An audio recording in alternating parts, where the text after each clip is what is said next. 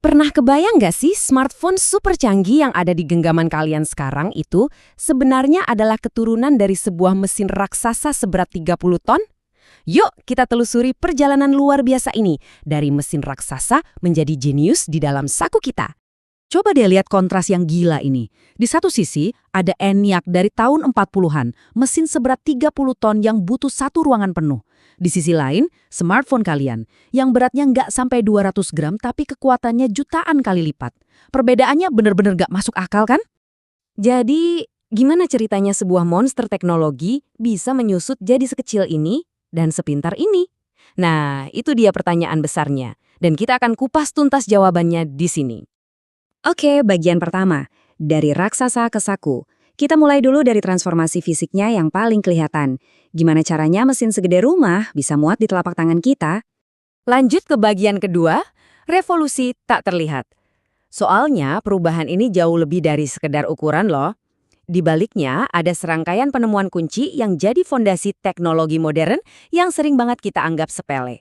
Timeline ini nunjukin titik-titik krusialnya. Kita beranjak dari tabung vakum yang gede dan panas banget di tahun 40-an, ke penemuan transistor di tahun 1947 yang mengubah segalanya.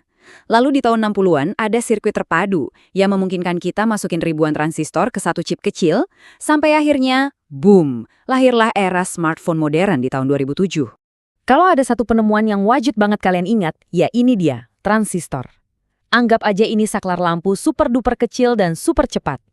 Ditemukan di Bell Labs, komponen mungil ini adalah pahlawan tanpa tanda jasa.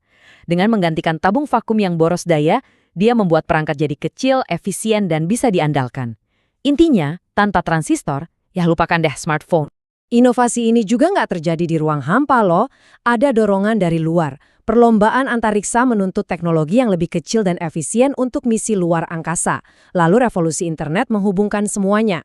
Dan jangan lupa, persaingan bisnis yang ketat terus memaksa semua orang untuk berlari lebih kencang. Oke, sekarang bagian ketiga, harga kemajuan.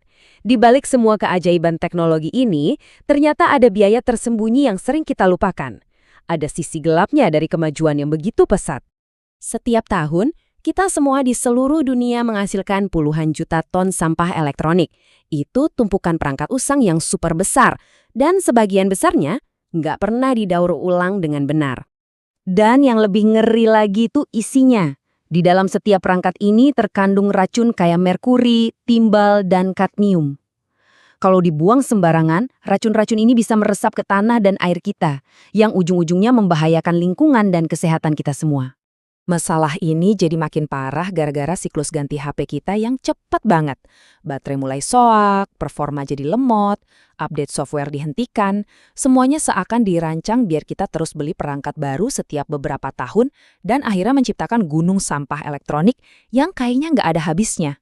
Nah, ini yang bikin pusing. Kita sampai pada sebuah paradoks. Di satu sisi, teknologi itu sendiri adalah sumber masalah. Pusat data global makan energi yang luar biasa besar.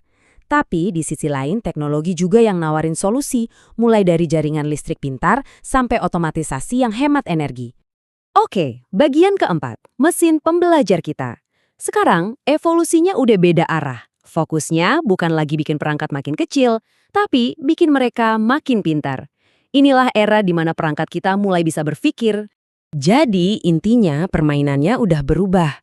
Batasan baru yang dikejar bukan lagi seberapa kecil, tapi seberapa pintar.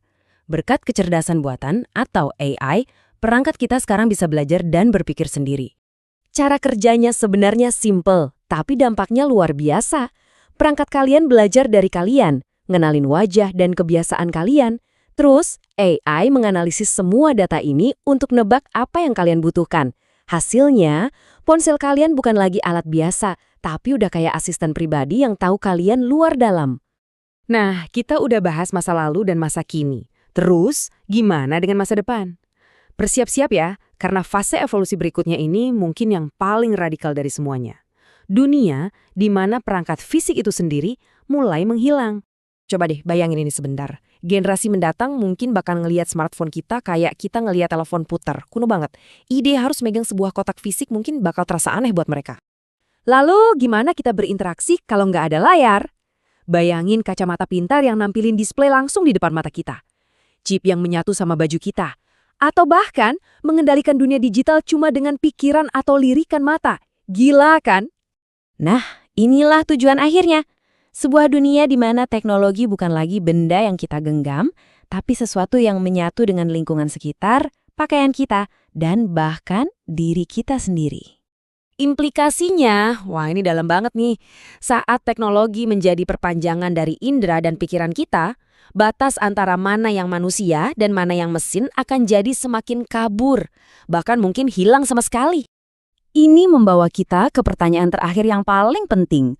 Setelah perjalanan panjang dari mesin raksasa, jadi teknologi yang nggak kelihatan dan menyatu sama tubuh kita harus bertanya pada diri sendiri.